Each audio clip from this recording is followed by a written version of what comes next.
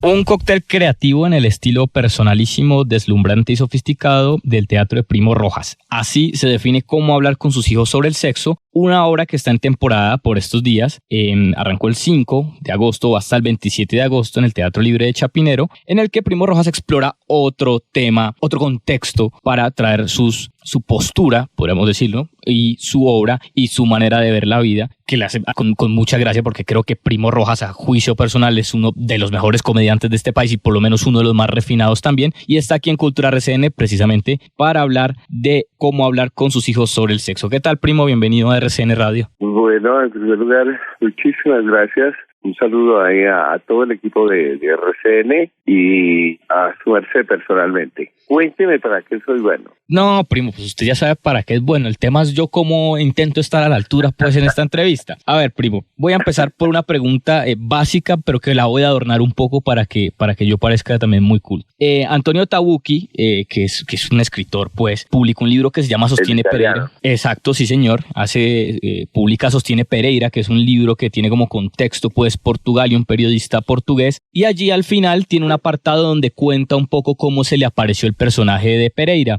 Y de este libro de Sostiene Pereira. ¿A usted cómo se le aparece la idea de trabajar en cómo hablar con sus hijos sobre el sexo? ¿Cómo nace ese germen de la obra? Pues hay una respuesta que es absolutamente sencilla, que es la primera. Uh-huh. Y tiene que ver desde que en la adolescencia se presenta la pubertad, ¿no? Que transforma completamente la vida de las personas, o por lo menos de los adolescentes en ese momento. Ese es como decir el embrión, uh-huh. Por supuesto. Es una cuestión vital que se nos presenta a todos. Pero ya como una cuestión absolutamente concreta se originó cuando yo me encontré con este libro. Estábamos en la fiesta de una amiga, hubo un desenguayabe, y en el desenguayabe, entre los libros que estaban ahí sobre una de sus mesas, encontré el libro que le da título a este trabajo, se llama Cómo hablar con tus hijos sobre el sexo. Y me puse a ojearlo y tenía unas preguntas. El libro es gringo y está dirigido a la población guas gringa, que es de blancos, anglosajones y protestantes, y las preguntas son absolutamente desquiciantes para una persona, digamos, para nosotros los latinoamericanos, porque son preguntas muy directas, muy extrañas para nosotros, que formularían los niños, y ahí se me ocurrió la idea de trabajo, pero esto fue hace muchos años y yo no había tomado la decisión de hacerla. Pero recientemente me volví a encontrar con el libro.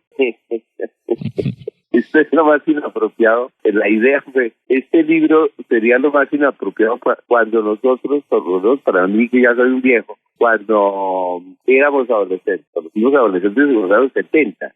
Y esto no habría servido de ninguna manera. Y la sola idea de imaginar, porque son niños que hacen preguntas completamente indiscretas, niños de 3, 4, 5 años, yo dije, ¿qué tal que nosotros los adolescentes de los años 70 les hubiéramos hecho esas preguntas a nuestros padres?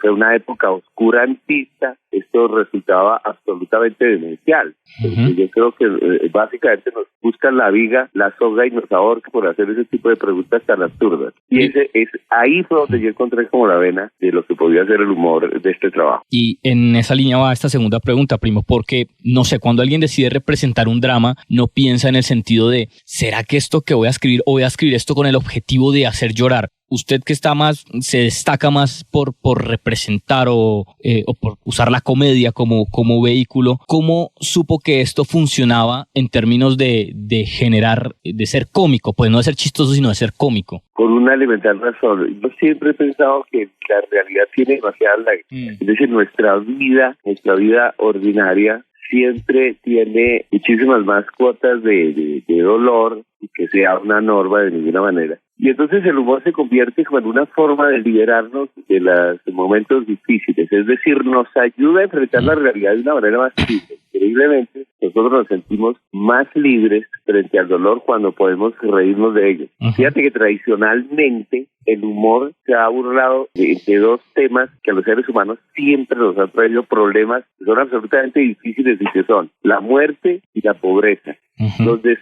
Bien, ya los otros temas, los desamores, tú sabes que un desamor es absolutamente doloroso. Sí. Y el tema del sexo para los adolescentes de nuestra época fue bastante difícil, sobre todo fue muy difícil. lo miramos con los ojos del drama, es muy dramático porque nosotros no sabíamos cómo resolver eso y la mano siempre, que era lo único que teníamos a mano, el único remedio, no sirve totalmente. Entonces, el humor básicamente nos libera de la seriedad que tienen a veces los problemas y efectivamente contribuyen liberándonos y regalándonos una perspectiva donde no resulta tan trágico. Y esto ayuda demasiado al ser humano, porque alguien decía en la historia de la humanidad que cuando nosotros miramos con ojos serios la vida se convierte en una tragedia. Y si la miramos con ojos divertidos, todo se convierte en una comedia. Y algo mucho más interesante, decía que si nosotros mirábamos exclusivamente con la parte sentimental la realidad, se nos volvía un drama.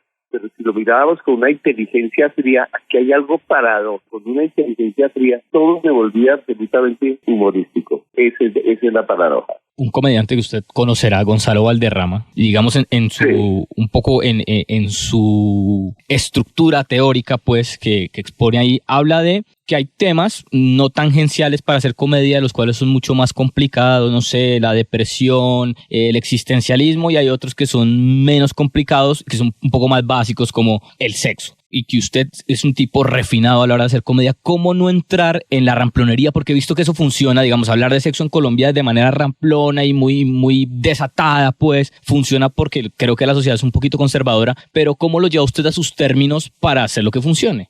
En eso tú tienes toda la razón.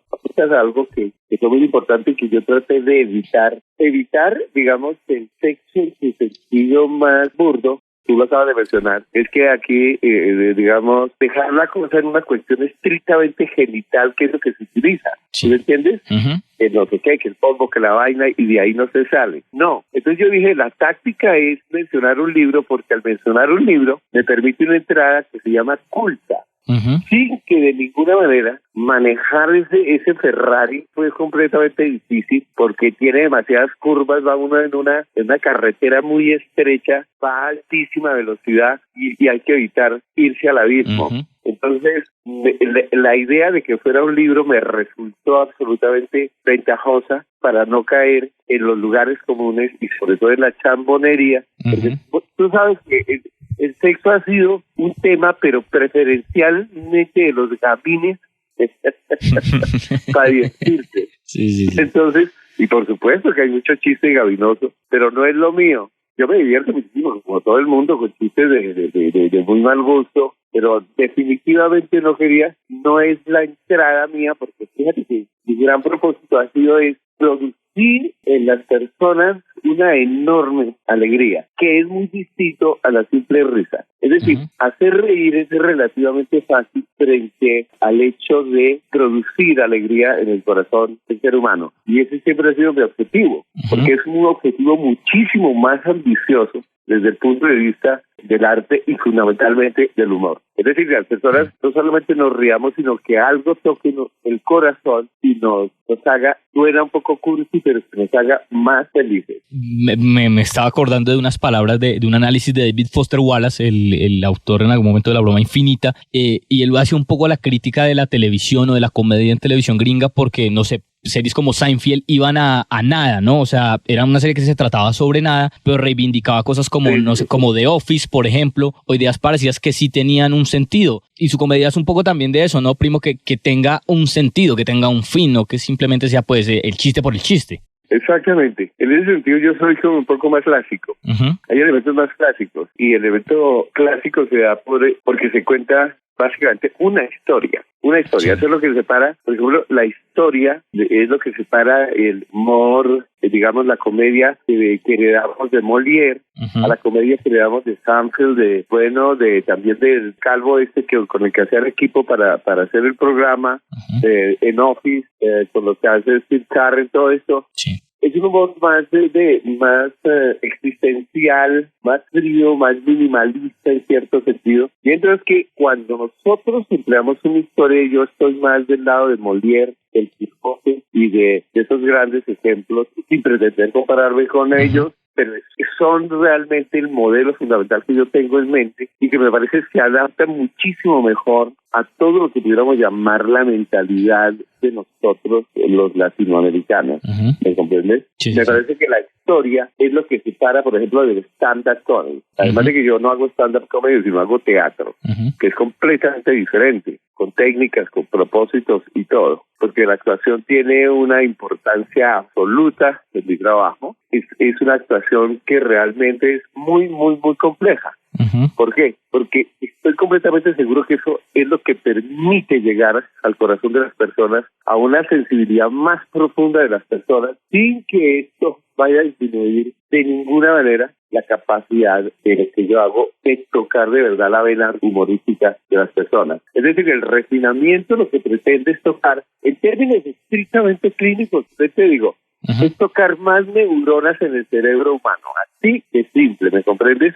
Más relaciones neuronales, porque eso convierte el trabajo en algo más rico. Primo, y la última pregunta, citando a un cómico argentino, Alejandro Dolina, citaba a su vez a Schopenhauer, digamos, con el tema del humor, y decía que el humor es poner una cosa donde no va. ¿Cuál o para qué le sirve a usted Kennedy o ese ambiente en el que creció para sacar este tema de contexto, para que finalmente sea cómico? Pues querido, porque en los barrios populares los adolescentes teníamos muy pocas herramientas para enfrentarnos a un tema delicado como era el sexo.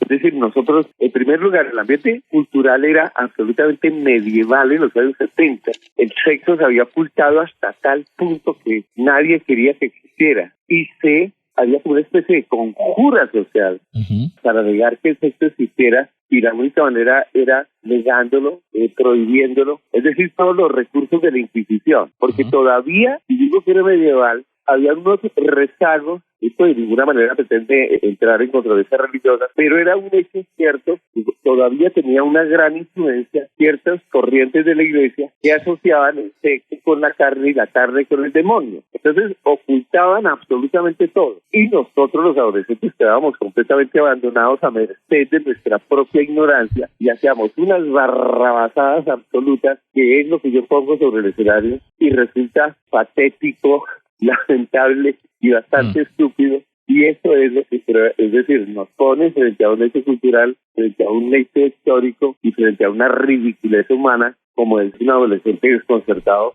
porque de pronto le gustan las mujeres, porque de pronto se le paran una cantidad de cosas para las cuales no teníamos ninguna ayuda, ningún socorro, ninguna claridad, porque cualquier pregunta que formuláramos en ese sentido era tomada como un irrespeto absoluto, es decir, la locura total frente a un hecho tan absolutamente importante y maravilloso como es la presencia del erotismo en el ser humano.